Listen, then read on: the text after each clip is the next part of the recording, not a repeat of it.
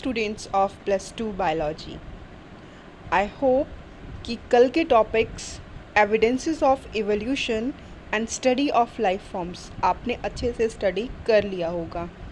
Adaptive evidences of life forms is a very important topic. उसमें homologous और analogous organ बहुत ज़्यादा important question है। बोर्ड एग्ज़ाम्स में काफ़ी बार देखा गया है कि ये क्वेश्चन आता है, तो you have to learn it with diagram. अगर आपको लगता है कि कहीं कोई डाउट है तो आप मेरे से पूछिए। Now we are going to discuss regarding the topic adaptive radiation.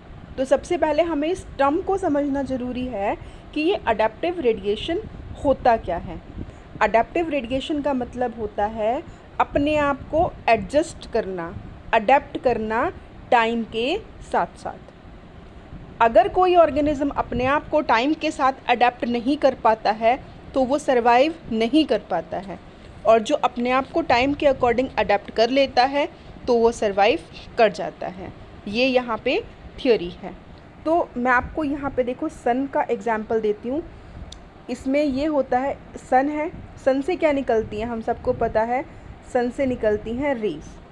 तो यहाँ पे जो एग्जाम्पल्स दिए हुए हैं उसमें यही है कि जो ओरिजिन है दैट इज़ कॉमन, जो एंसेस्टर जिनको हम बोलते हैं वो तो कॉमन है, लेकिन टाइम के साथ साथ जैसे जैसे उनमें बदलाव आए, फूड हैबिट्स को लेके, एरियाज़ को लेके, उनमें चेंजेस आते चले गए। अगर चेंजेस नहीं आएंगे तो वो ऑर्गेनिज़म एक्सटेंट हो जाएगा, विलुप्त हो जाएगा। यहाँ पे हम बात करते हैं डार्विन्स की। डार्विन ने बहुत ही महान डिस्कवरी करी थी, बहुत बड़ी डिस्कवरी करी थी। जब डार्विन सर थे वो आइसलैंड उन्होंने विज़िट किया, गैलापागोस आइसलैंड इसको नाम दिया गया। जब ये गैलापागोस आइसलैंड था, ये गए तो उन्होंने वहाँ पे बड़ी ही अमेजिंग सी चीज़ देखी। एक बड़ा ही अमेजिंग सा क्रिएचर उन्होंने देखा, वो था ब्लैक बर्ड, और इस ब्लैक बर्ड को ही बाद में नाम दिया गया था डार्विन्स फिंचेस। उन्होंने देखा कि आइसलैंड एक ही है, एक ही जगह है, लेकिन एक ही जगह पे एक फिंचेस की कई सारी वैरायटीज़ हैं।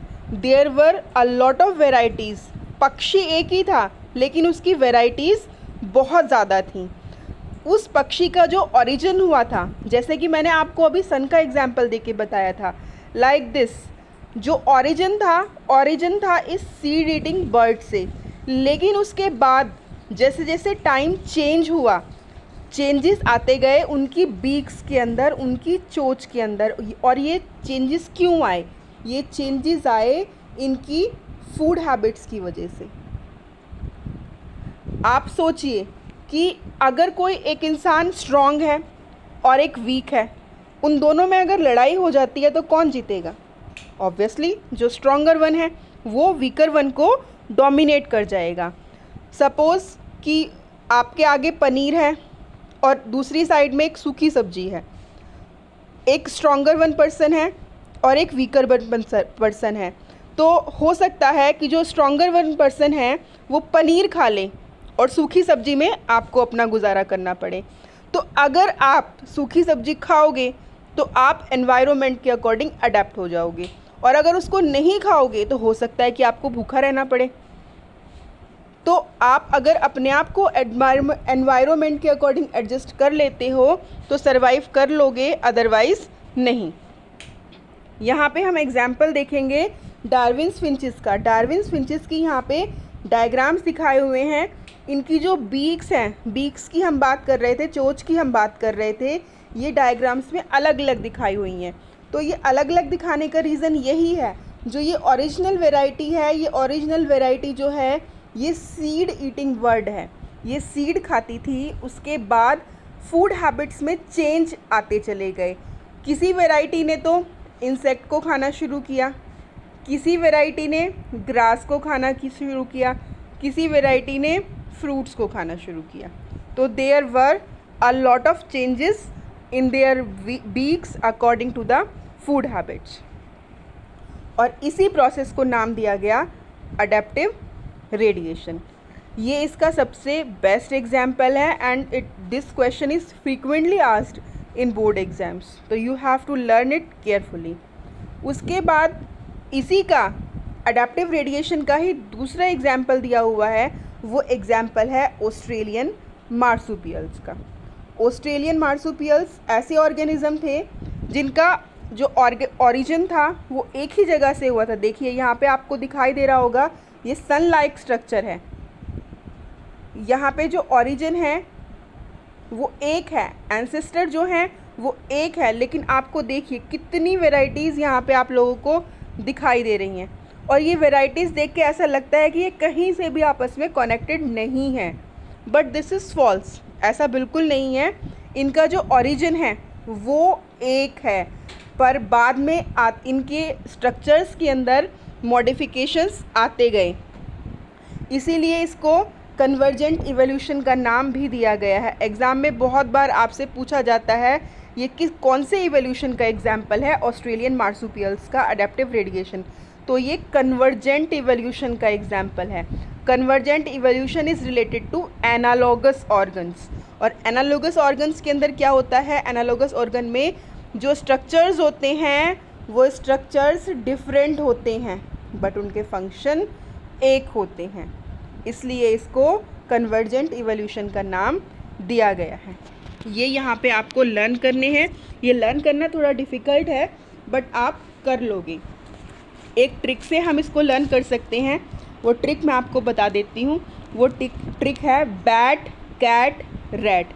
आपको ये चीज़ लर्न करनी है सबसे पहले। तो बैट हो गया, कैट हो गया और रैट हो गया। तो यहाँ पे देखिए आप, अगर हम बात करते हैं बैट की, तो बैट से हो जाएगा worm bat, rat marsupial rat, और उसके बाद कैट की अगर हम बात करेंगे तो यहाँ आ जाएगा टाइगर कैट। उसके बाद एक और चीज़, काला कंगारू। अगर हम ट्रिक लें तो ट्रिक में हमारा है काला कंगारू। तो काला कंगारू कोयला, काला से हो जाएगा कोयला, और कैंगरू खुद लेना है। जैसे मैं आपको बता रही हूँ, इसके सीक्वेंस को हम चेंज भी कर सकते हैं, ऐसा नहीं है कि हम सीक्वेंस को चेंज नहीं कर सकते। उसके बाद है ग्लाइडिंग बैंडेड वुल्फ और मोल। तो देखिए यहाँ पे आ जाएगा, ग्लाइडिंग से ले लेंगे हम शुगर ग्लाइडेड। उसके बाद आ जाएगा वुल्फ, टैस्मेनिया वुल्फ। इसका बहुत बार पूछा जाता है कि टैस्मेनिया वुल्फ जो है ये ऑस्ट्रेलियन मार्सुपियल से ही अराइज हुआ है या नहीं हुआ है। उसके बाद आता है मार्सुपियल मोल्स।